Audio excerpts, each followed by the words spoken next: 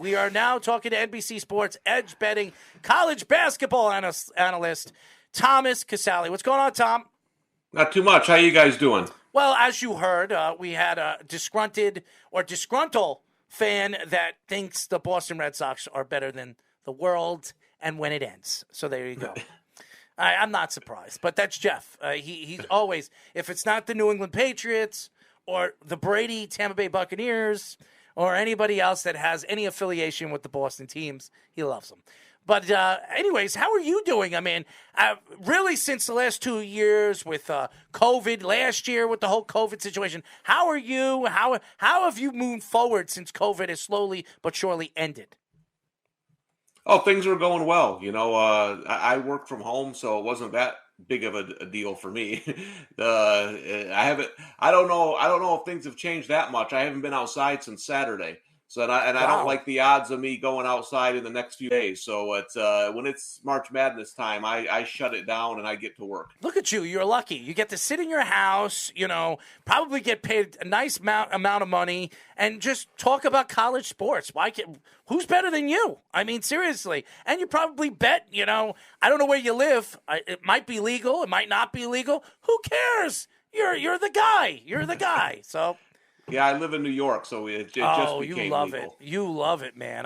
Why not? I got friends now that never thought they would do sports betting. All of a sudden, every single day they're doing it 3-4 times a day, and they're loving it. So I don't do it. I'm a sports guy.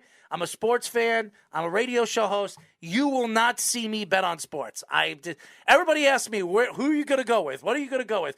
Points, parlays. I'll give them whatever they want.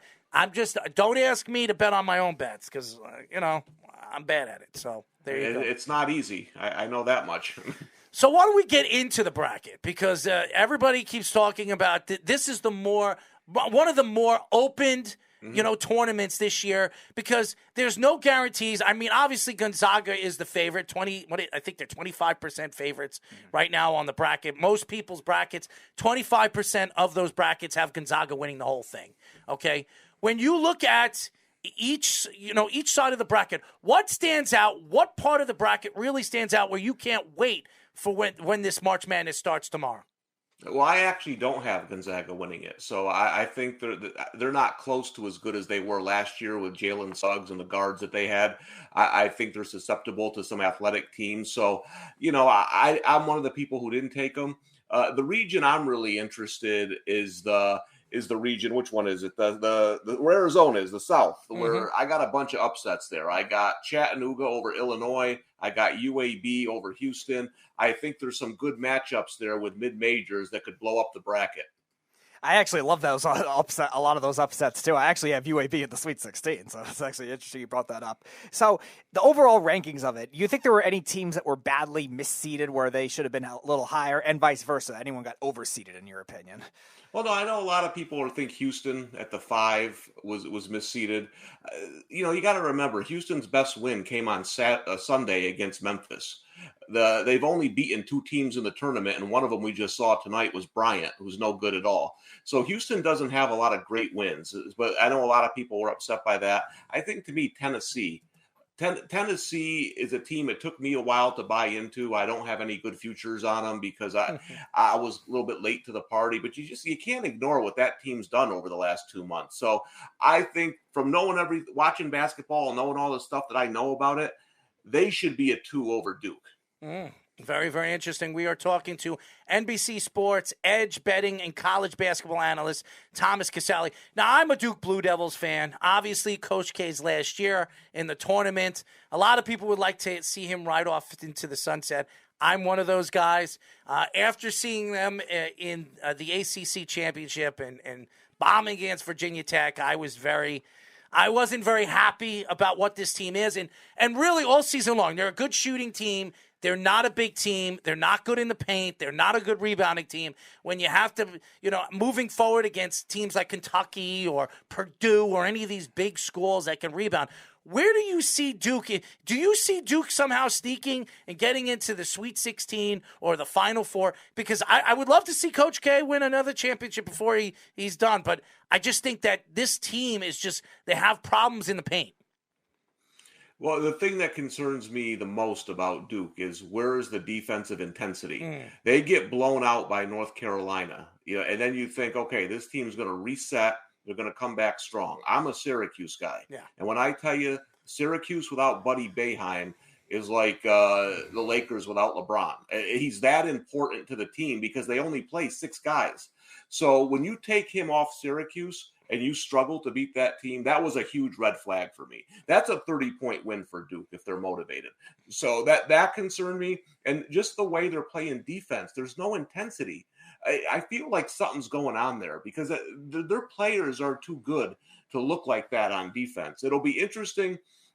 They got a good matchup in the first round. I think they're miles better than Fullerton. They should destroy that team. If they struggle with that team at all, the alarm bell should start going off. So a lot of these newer coaches have done well taking over programs this year, or younger coaches in particular. Chris Beard leaves Texas Tech. Their new guy, Mark Adams, does a very good job. They're a 3 seed. You're seeing a team like LSU now have to do with an interim coach too, after Will Wade got suspended and then got fired too. Do you think the program matters more than the coach when it comes to that kind of thing? Because we saw Chris Beard have some great success with Texas Tech, and all of a sudden Texas is doing their usual selves again. Or do you think still the coach will end up making a difference for these programs? I think it takes a couple years on how they recruit, and everyone recruits differently. I think the problem with Chris Beard was he might be a coach that's better coaching 3-star guys than 5-star guys. There is those kinds of coaches, and he got a ton of talent. He got a ton of transfers, and that team never really came together. And to be honest, he made the championship game, and he's had 3 average seasons since. So I think next year is a big year for Beard. I do think coaching matters in the tournament. That's why when I pick upsets, I like Colgate. Colgate's an experienced team that's been there a couple of times. I don't like mid-majors that just show up for the first time. It's way too big for them, and they usually get trounced. Tom, Michigan is a team that a lot of people thought was going to be a top seed this year. Coach got into a little bit of trouble at the end of the season. You're going into the tournament as 11th seed, and you look at what Michigan was last year and how far they went, and you would expected them, with all the players practically coming back this year, just absolutely falling apart early in the season. They had so many losses at teams they should have beaten. They're one of the more talented teams, and really the recruiting class has been from Howard, the way he has recruited players. I thought that this team was just going to be more of a high-profile team that was going to be a top 2, top 3 seed. What are the chances of Michigan surprising everybody in this tournament? Well, so there's 2 teams that you should watch out for if they win their first game, Michigan and North Carolina, because they have more talent than their seed. But the problem is you don't know which team's going to show up. You don't know what UNC team's going to show up. You don't know what Michigan team's going to show up. So I think they'll be dangerous if they can get by their first game. I think North Carolina matches up well with Baylor. So that would be an interesting game. And Michigan has talent. We've seen it. But then just when you're about to buy into them, they come and they lay an egg. They look like they don't want to be there. So sometimes that all works itself out in the tournament, because in the tournament, there's no tomorrow. So you're either motivated or you aren't. And I kind of like them in their first game. So let's see how that goes. And there's certainly a team talented enough to make a run. Among the number 1 seeds and the number 2 seeds, who do you think is most likely to get upset on the first weekend? Not necessarily the first round of 116 and 215, but even like in the second round too, against an 8 or a 9. I would say probably Baylor, only because of their injuries. I think the injuries have taken a toll on that team. They're not nearly as good as last year. Scott Drew's done a great job getting them to a 1 seed.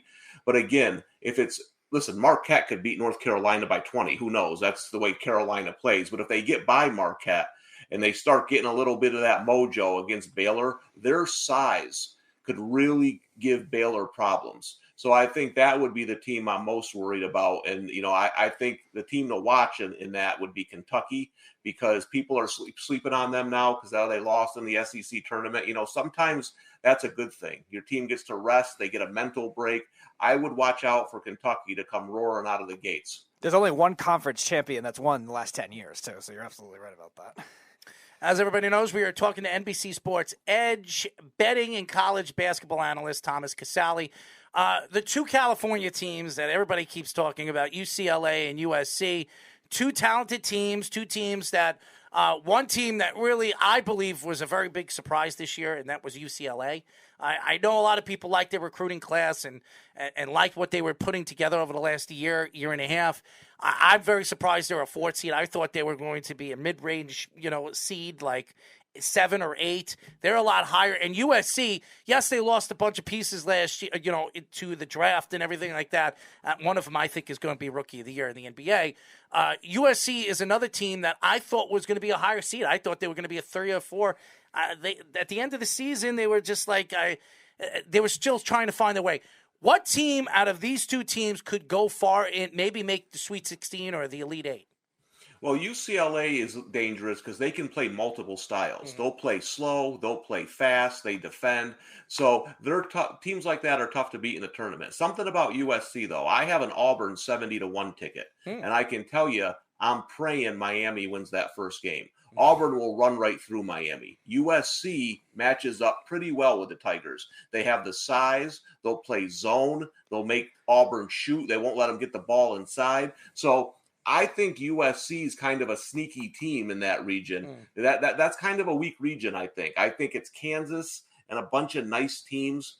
I wouldn't be surprised if a team like USC ends up making a run.